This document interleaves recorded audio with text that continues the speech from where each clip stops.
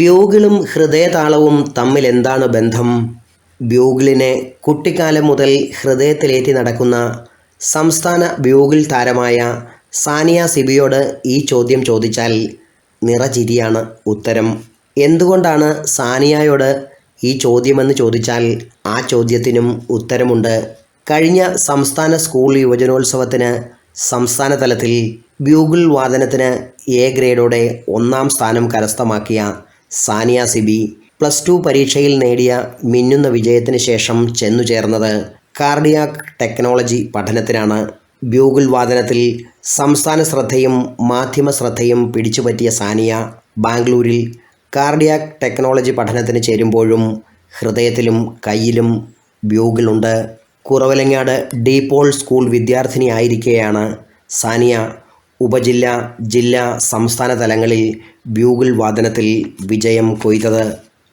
വല്ലകം കൃപ ജുവലറി ഉടമ സിബിയുടെയും വല്ലകം കൃപ സൂപ്പർ ഷോപ്പി ഉടമ റൻസി സിബിയുടെയും മകളായ സാനിയ സിബി സ്കൂൾ അധ്യാപകരും കൂട്ടുകാരും അനുജൻ സാൽവിൻ സിബിയുമെല്ലാം നൽകിയ പിന്തുണയും പ്രോത്സാഹനവുമാണ് തൻ്റെ വിജയമെന്ന് വിലയിരുത്തുന്നു.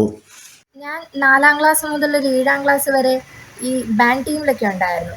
അതിനുശേഷം എനിക്ക് വാദ്യോപകരണങ്ങളോട് ഭയങ്കര താല്പര്യമായിരുന്നു. പിന്നീട് ഞാൻ അതങ്ങനെ വലുതായിട്ട് ശ്രദ്ധിച്ചില്ല. പിന്നെ +1 +2 ഞാൻ വേറൊരു സ്കൂളിലാണ് പഠിച്ചത്.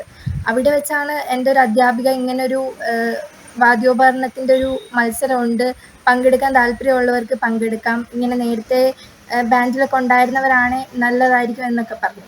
പിന്നീട് ഞാനങ്ങനെ പേര് കൊടുത്തു, അങ്ങനെ പ്രാക്ടീസ് ചെയ്തു. ഒരു സാർ ജോസഫ് എന്ന് പറഞ്ഞൊരു സാറാണ് എന്നെ പഠിപ്പിച്ചത്. പിന്നീട് സബ് ജില്ല, ജില്ല, സ്റ്റേറ്റ് അങ്ങനെ പോകാൻ പറ്റി. +1 ഞാൻ ജില്ല വരെ പോയുള്ളൂ. +2 എനിക്ക് സ്റ്റേറ്റ് വരെ പോകാൻ പറ്റി.